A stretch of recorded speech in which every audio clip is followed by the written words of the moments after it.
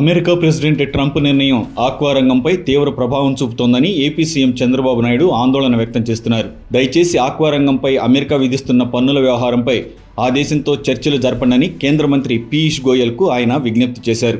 అయితే ఆక్వా రంగంపై ట్రంప్తో ఇండియా ఎలా బేరసారాలు చేస్తుందని అంతా భావిస్తున్నారని, కానీ వాస్తవాలు మాత్రం ఇందుకు భిన్నంగా ఉన్నాయని, ఆక్వా రంగంలో పరిస్థితి చాలా దారుణంగా ఉందన్నారు.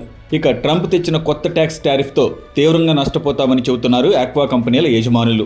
ట్రంప్ ప్రస్తుతం విధిస్తున్న కొత్త పన్నుతో తాము ఆక్వా ఉత్పత్తులపై దాదాపు 34% పన్ను చెల్లించాల్సి ఉందని, ఇది ఆక్వా పరిశ్రమపై భారీ భారం అవుతుందని అంటున్నారు.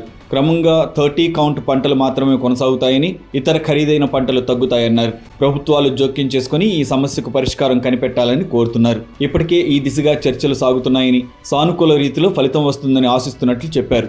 అయితే ట్రంప్ నిర్ణయం నుంచి కోలుకోవడానికి 1 నెల సమయం పడుతుందని Uday aqua connects managing director Uday Kishan Cherukunidi అభిప్రాయపడ్డారు. భారతదేశం నుంచి ఏటా దాదాపు 20 లక్షల మెట్రిక్ టన్నుల ఆక్వా ఉత్పత్తులను ఎగుమతి చేస్తున్నందున ఈ సమస్య తీవ్రత చాలా పెద్దగా ఉందన్నారు. ఈ ఆక్వా ఉత్పత్తుల విలువ సుమారు 75,000 కోట్లు. దీంతో ఎగుమతుల్లో ఆక్వా ఉత్పత్తులు ఎంత ముఖ్యమో మనం ఊహించవచ్చు.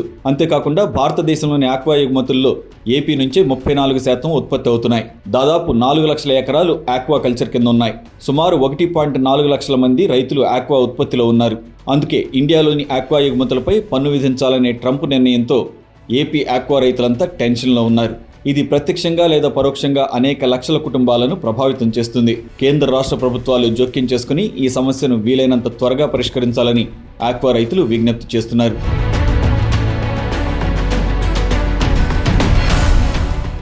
ఈ వీడియో మీకు నచ్చినట్లయితే లైక్ చేయండి, షేర్ చేయండి, ఛానల్ని సబ్స్క్రైబ్ చేసుకోండి.